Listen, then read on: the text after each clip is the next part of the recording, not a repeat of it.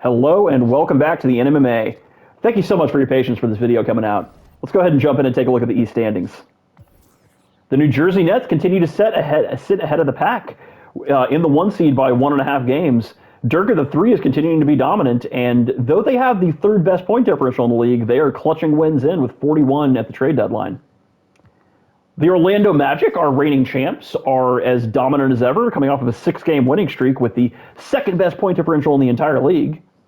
The Cleveland Cavaliers sit 8 games back in the 3 seed, but no reason for concern as they have the second best point differential in the East with 10.8. They probably should clutch a few more wins coming up.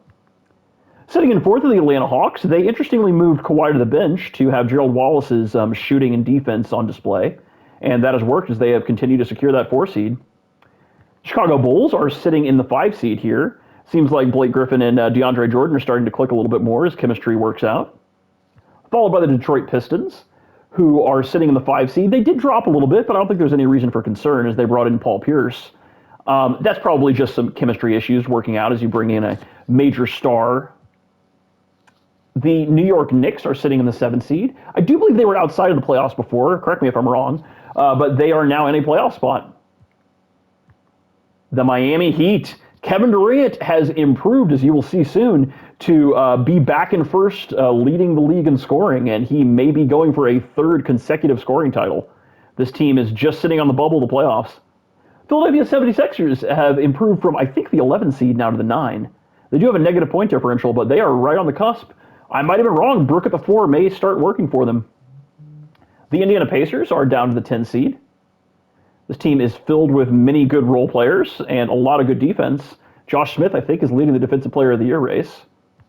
Charlotte Bobcats, after adding Tim Duncan, unfortunately, they still sit at the 11 seed. I think they improved by 1 seed, but not enough. They are, it looks like, 4.5 games back from the playoffs. But who knows? They maybe could make a run. Toronto Raptors have fallen to the 12 seed from the 10 seed. Probably not a bad thing, as I think they do own their pick this year, and they could have something to pair with Derrick Rose should he opt into his player option or they re-sign him. In the 13 seed are the Washington Wizards. They are clearly deep in the rebuild. Boston Celtics still in the 14 seed. Brevin Baker is doing quite well in his rookie year with, I think, like 7 or 8 assists per game. And the Milwaukee Bucks, RJ continues to succeed at failing and is in the bottom seed. Shout out to Vaughn Fournier, Tank Commander. Okay, now moving over to the West. As you can see here, the big story is that the Denver Nuggets, formerly outside of the playoff race, are now sitting at the 3 seed. They have gone on an absolutely dominant run and are looking like one of the best offenses in the entire league. Sitting in the 1 seed are my Houston Rockets, H-Time, hold it down. We have improved our defense and our offense. I think we went on something like a plus 18 run, which is looking extremely dominant. John Wall leading the MVP race. Vancouver Grizzlies are looking as dominant as ever. They have continued to secure a 2 seed, now 2/3 into the season. That is really showing that they're for real. Our Sim 2 stars, the Denver Nuggets, Steph Curry is on, he's getting MVP votes, and I think has fallen to number 2 in scoring, but this team is clicking on all cylinders with an 8.5 differential. As you can see, the top 3 are ahead of the pack in both conferences, but significantly more so in the East, as they are all right around double-digit point differentials, whereas everyone else is just positive or just negative. It's crazy how top-heavy the East is. Sitting in the 4 seed, the San Antonio Spurs, this is a very balanced team that I've been singing the praises of for quite some time, and they are clicking hard. The New Orleans Hornets have fallen to a 5 seed, but I don't think there's any reason for concern. This feels like a playoff team that is going to raise their ceiling when it comes to crunch time. Chris Paul, I think, is number 2 in MVP votes with 20 and 12, 2 steals per game. He is working so much better with Chris Bosh and Tyson Chandler than Powell or Roy Hibbert before them. And I believe in this team. I think this is the dark horse right now. The Utah Jazz continue to sit at the 6 seed. They may have been the 5 seed before. No major changes to personnel. This team is still clicking quite a bit, and they may do even better in the playoffs, but they could maybe stand to shake things up just a little bit. Phoenix Suns are still firmly in a playoff spot, which is the first playoff appearance they may make in the NMMA. This team is clicking really well, buoyed, I think, primarily from a little leap that Larry Sanders has made defensively. Shout out Kendall Marshall, too, for being one of the best rookies this year. Minnesota Timberwolves, with the best defense in the league, doing the kind of stuff that the Seattle Supersonics with KG and Duncan did our first season. They are looking like an absolute menace. They are putting up about as many points per game as they allow, which is incredible, but nobody is even coming close to that 91 points per game. They are not someone that you want to face in a first round. They will slow down the pace and absolutely dominate you. Just outside of the playoffs are the Sacramento Kings, but I could see with Boogie's run, he's probably on an All-NBA run, as you'll see soon. They could very well push into that 8 or even 7 seed spot. The Portland Trail Blazers, one of the big surprises of the season, continues to hold here. They've moved LeBron to the 1, and Bradley Beal is starting now. Kyle Lowry is their 6th man. This seems like a pretty balanced lineup to me. I really don't know what the issues are, but they are firmly in the 10 seed. The Golden State Warriors, man, I don't know how this happened. They were the 3 seed before, and granted, there still is a pretty tight pack with it looks like a 4-game separation from the 11 seed up to the 4 seed. But yeah, they have plummeted without making any sort of major changes to their lineup. It's kind of crazy. Nevertheless, J.D. Wilkins is a contender for most improved player. Klay Thompson is still putting on a great show with a huge jump in scoring, and I believe in this team. I think they will probably work their way back into the playoffs as well. Dallas Mavericks, they are firmly in the rebuild as well. However, they are sitting at a 12 seed. They've improved just a little bit. They do have a very dominant defense. I think it looks like the 2nd best in the West, impressively. The Los Angeles Lakers, probably the biggest disappointment of the season. They made a very interesting move putting Ajinça at the 3, which is near and dear to my heart. That makes a lot of sense, and they did improve ever so slightly, but they're sitting at a just barely positive point differential. I don't know what needs to change with this team, but probably something does. Seattle Supersonics with a 23-game losing streak. Absolutely incredible tank job here by Justin.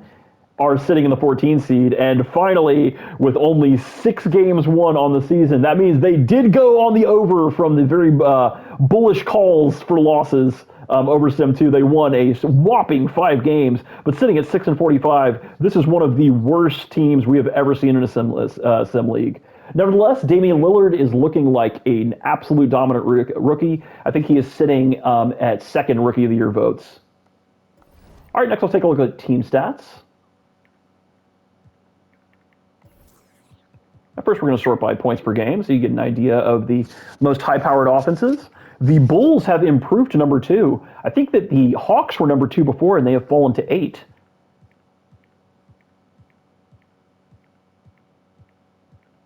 Seems that while having Kawhi's defense off the bench is good, and having Gerald Wallace's defense to start is great, that they have stagnated their offense just a little bit. And sorting by the lowest points allowed per game. Of course, the Minnesota Timberwolves absolutely dominant in that regard, as sitting atop the league. You see the Hornets are in like the top 6 or 7 or something like that, so that's a huge reason why I believe in them so much in the playoffs. As we all know, defense wins championships.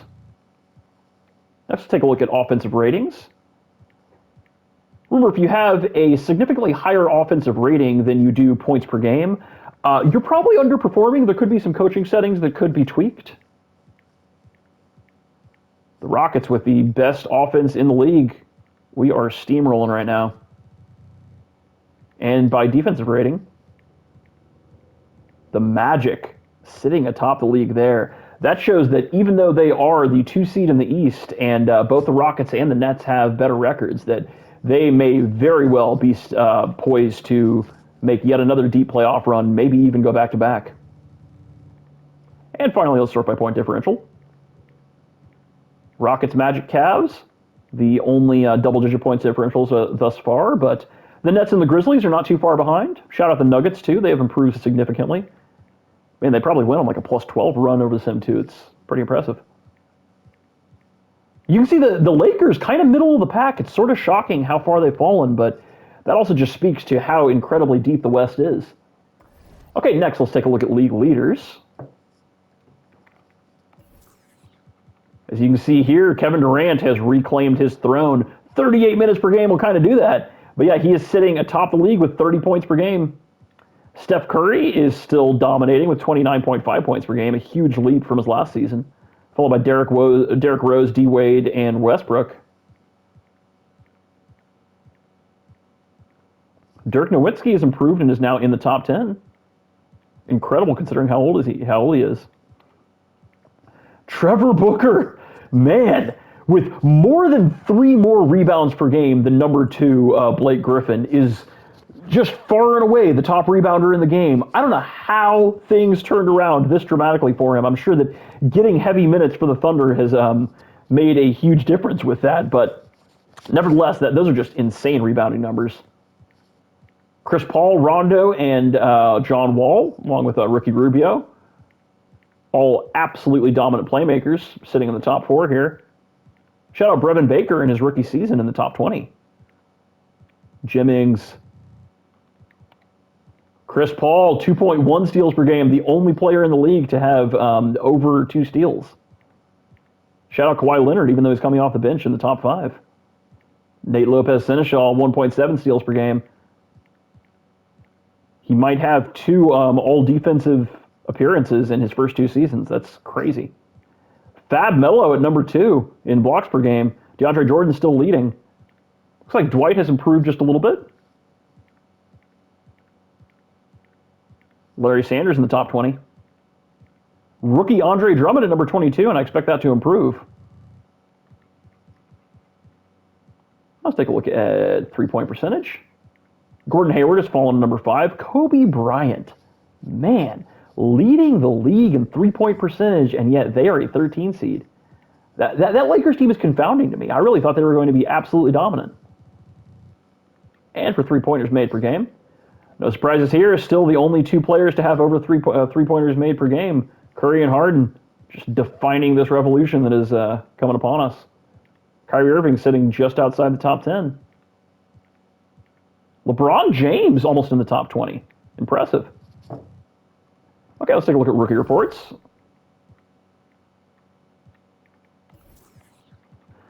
As you can see here, with 21.9 points per game, just crazy, even more than Kyrie scored in his rookie season. With 35 minutes per game, that'll definitely help. Damian Lillard, the best scoring rookie by a wide margin. The now starting Bradley Beal sitting number 2.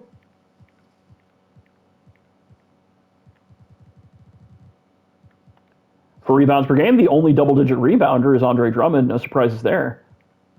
Man, he is going to have quite a prime ahead of him.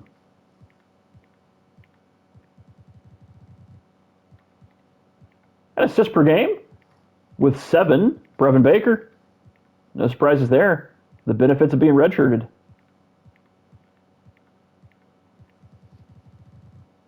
All right, and now we're going to take a look at picks. A big thanks to Trashcan for running this past sim since I was out of town. This should be all up to date with any trades that happened prior to the second sim. Anything that's happened since then, which I don't think there have been any moves, but if there have been, they have not been entered yet.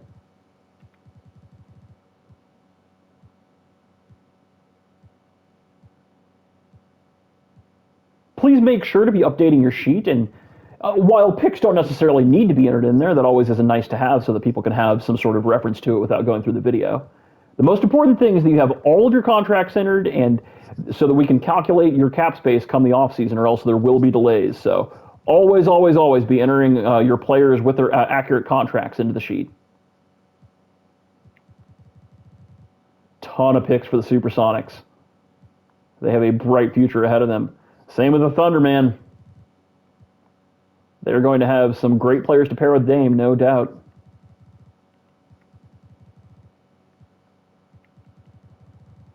And man, the Wizards with a ton of picks as well.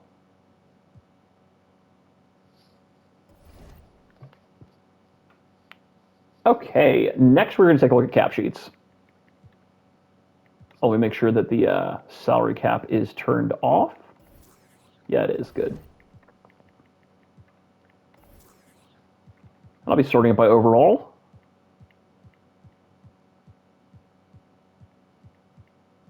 Philadelphia 76ers, though just sitting on the playoff bubble, you got to commend what they've done here. They have acquired Brook Lopez after being extended. They have a good building block in there.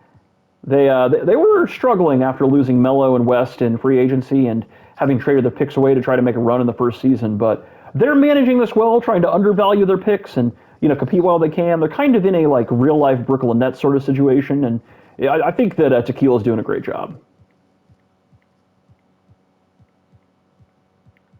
The Bulls just over the cap.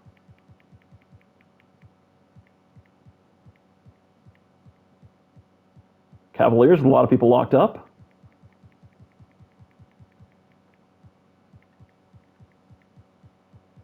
Remember to let us know anytime you see any sort of dead cap that might be inaccurate. We'll make sure that the sheet does not reflect that. There have been times that 2K has bugged and shown dead cap extended through seasons more than they ought to be. For example, here, Mike Miller and Al Harrington. That should not be accurate. I think that they probably are on the books through the 14-15 season, if I remember correctly, but we can validate that. But yeah, for some reason, 2K bugs and just extends it even further. But since we have the salary cap turned off and we're calculating everything manually on the sheet, there shouldn't be a problem in keeping track of that.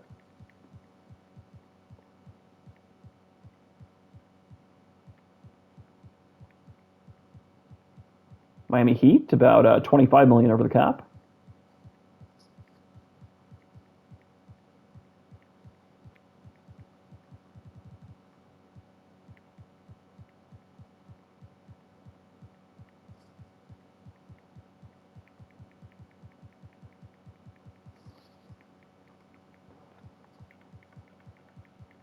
Sacramento Kings, with it looks like about 17 million in cap, they could trade some picks in order to improve and just bring in a big salary. Or they could take on a salary and bring in picks. Curious to see if they make any sort of moves before the deadline. Los Angeles Lakers, about 11 million under the hard cap. So, I mean, they could make some sort of move to improve, but I'm not sure if they want to do that. I don't know. There's a lot of different directions this team could take now.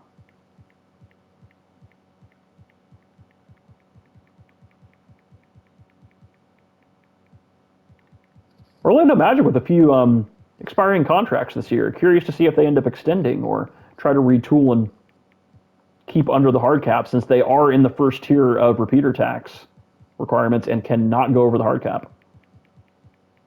As a reminder, once you win your first ring, you are not allowed to exceed the hard cap. And with each successive ring, things will get harder and there will be more penalties thrown your way. There will be random rolls where you might lose a player to them asking out or them warring between one another or even possibly having a contract cancellation.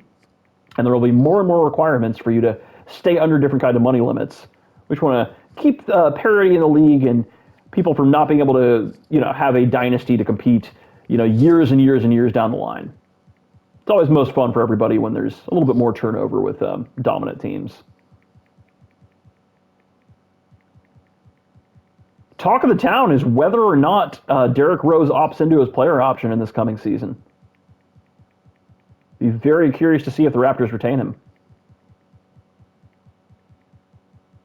A lot of locked up players for the 4-seed Spurs. Wabby's got to be happy.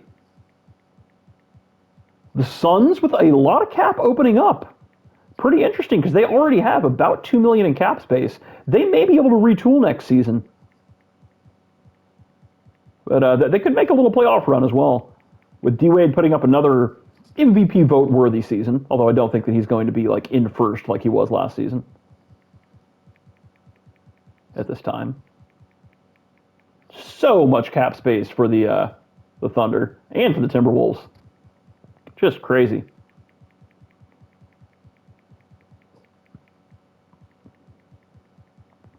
Portland Trailblazers, 12 million over the hard cap. They can only make trades that bring in less money than they're sending out. Very curious to see what kind of moves Lockmore makes. And about 20 million in cap for the Warriors. They could make a move to improve and try to come back to the 3 seed where they were. And about 18.12 million in cap for the Wizards. Okay, next let's take a look at player stats.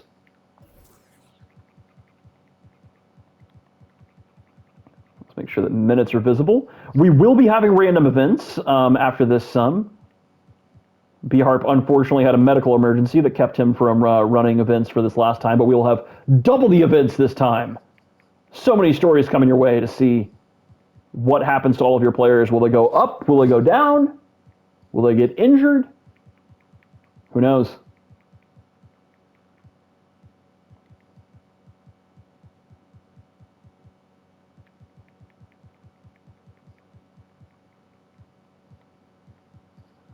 Blake Griffin back at over 20 points per game.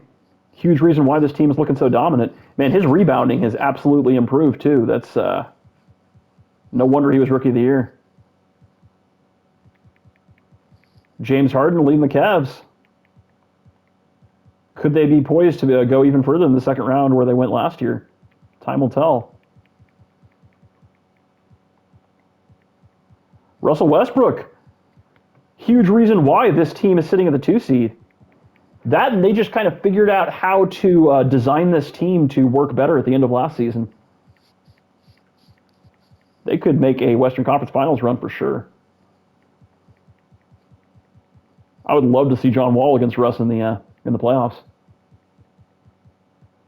As you can see here, Kevin Durant putting this team on his back, learning from a teammate and former MVP, Allen Iverson. They're just on the bubble of missing the playoffs. Man, I just love that Hornets team. I really think that the pairing of Chris Paul and Chris Bosh is going to be extremely dominant in the playoffs. You can book them being my little pet team.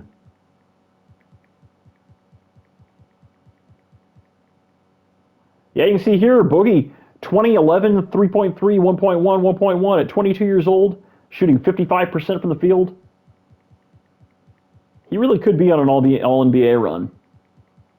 One of the best centers in the league for sure. One of the few number one option centers. Agenso with 1.3 blocks. Shooting okay from 3, but pretty abysmally from the field as a whole. That could just be because he's only taking 3s.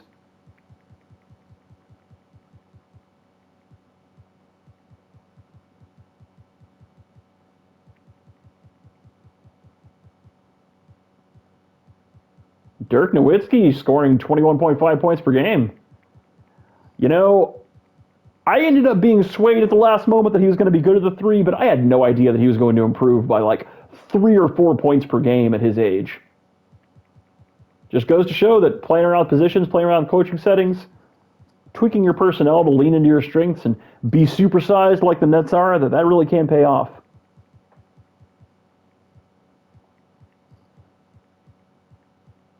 Pistons here, Paul Pierce, now their leading scorer. That may be part of why they fell a little bit. It's really hard to bring in a new top scorer and have your chemistry immediately work. But I wouldn't be worried. I think that was a very good acquisition, sending the 2013 pick back to the Sonics. Rockets looking like the best team in the league. We have a ton of double-digit scorers. Very good fit. And the most high-powered offense in the league. Looking like a modern team. Spurs here, 23.4 points per game from DeMar DeRozan. This team's great. Tobias Harris, if he ends up reaching his potential once it was boosted, man, look out. That could be a dynasty incoming.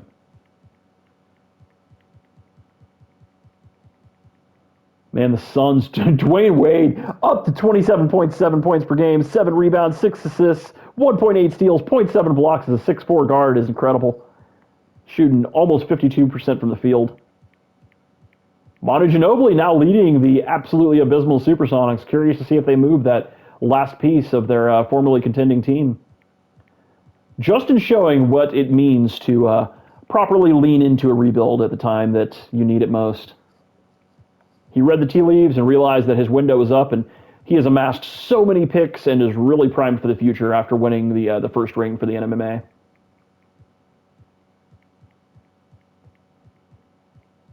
Trailblazers, man, I don't get it. Maybe they need to run a different system. Maybe they need to tweak their coaching settings some. It doesn't make sense. There's no reason that LeBron should be scoring this few points per game. It's very strange to me. Klay Thompson leading the Warriors, 21 points per game. I know I said this last video, but coming up for 12 points per game in just his second season, that really shows that he is on an arc for an incredible scoring career. I wouldn't be surprised if he's 25 points per game or higher next season. And the Wizards to round things out. Shout out Darren Collison and Enes Kanter. Honestly, a pretty good duo. If they add another good pick this year, watch out for them. Okay, now let's take a look at contract extensions. As a reminder, everybody gets 2 contract extensions during this season. So if you've already used one, then you should have 1 remaining. And then in the off-season, you will have 1 that you can issue. So in each cycle, it's 2 per season, 1 per off-season. This is always just to encourage a little bit more turnover, so we have more competitive free agencies, and teams that are struggling have more ways out. A lot of people willing to re-sign for the Heat. Curious to see if they choose to extend any. Jason Richardson for the Hornets, that's pretty big. Tyson Chandler wants to test free agency. That's too bad for them. All the more reason to make a run now.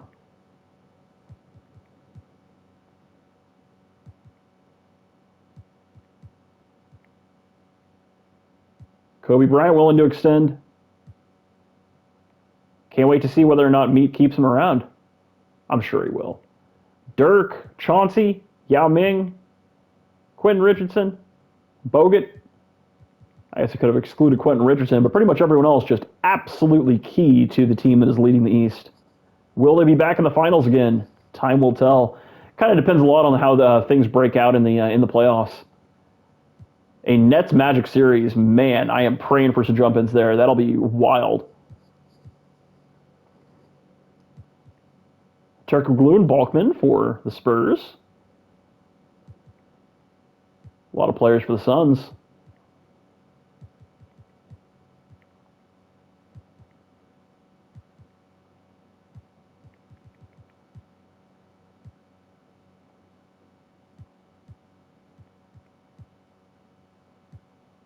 Oh no, Rashard Lewis won't come back to the Blazers.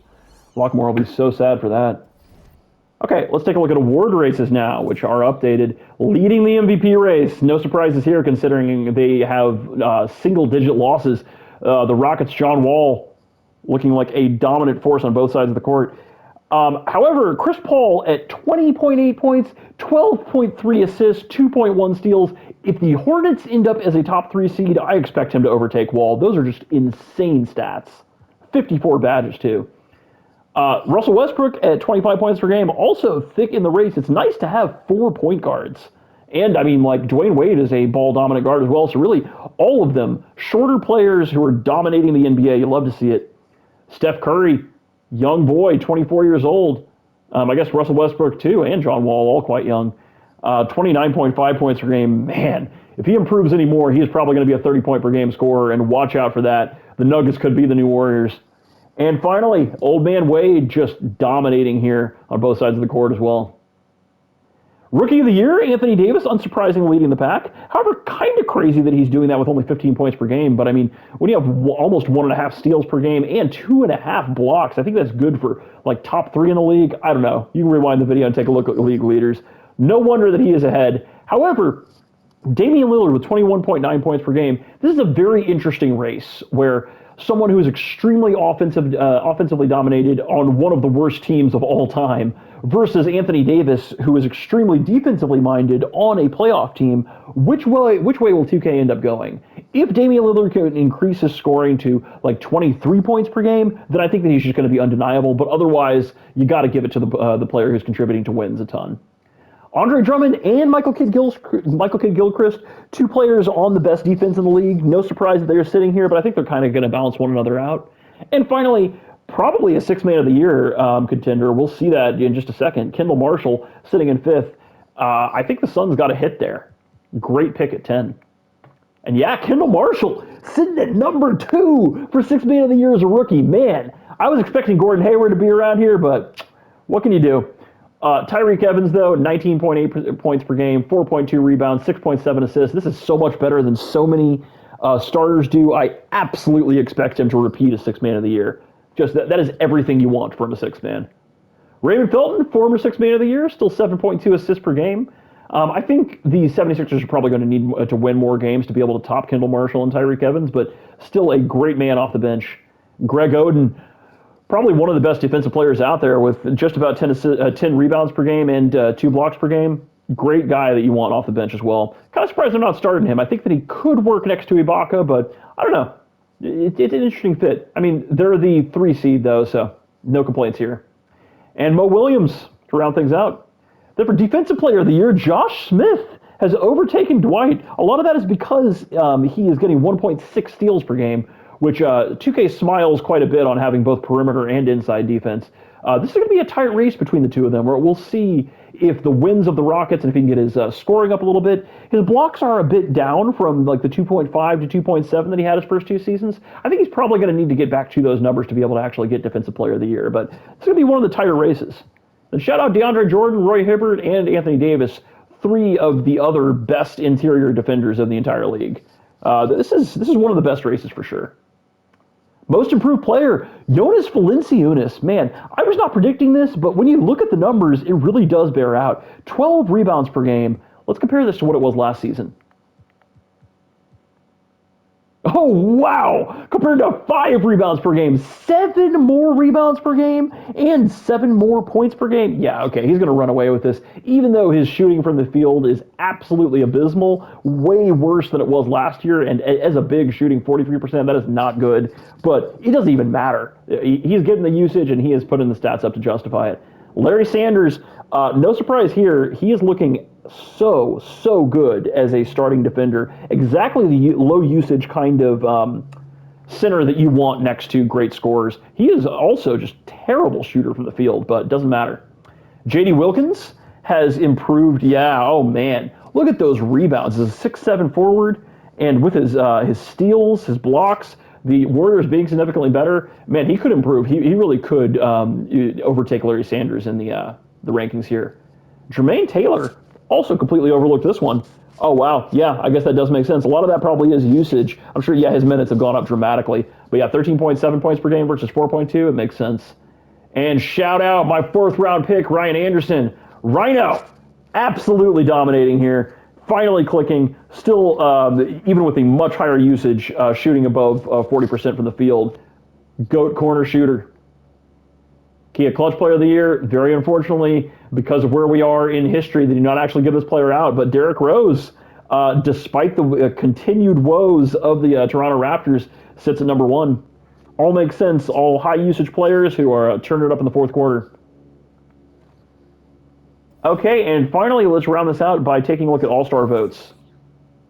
So for the Western Conference backcourt, Chris Paul leading votes. Yet another reason to really be considering him as an MVP candidate. He has the community's backing. John Wall kind of surprises me at number 6. Steph Curry giving Kobe a run for his money, though. Probably next season he'll be ahead of him. And for the front court, LeBron James, unsurprisingly, I think leading the entire league in votes. You know, famous player. That'll get you votes. And Dwight Howard in number 2, almost guaranteed to be a starter. Hey, Gordon Hayward with some votes.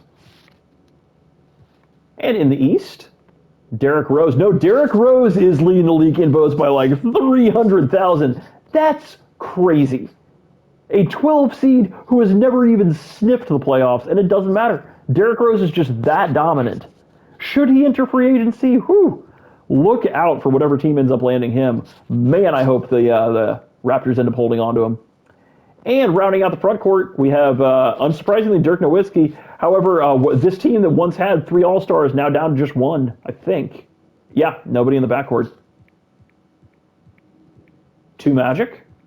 Kind of surprised that Carmelo and Kevin Love aren't even higher. They have been having great seasons, and they're clicking.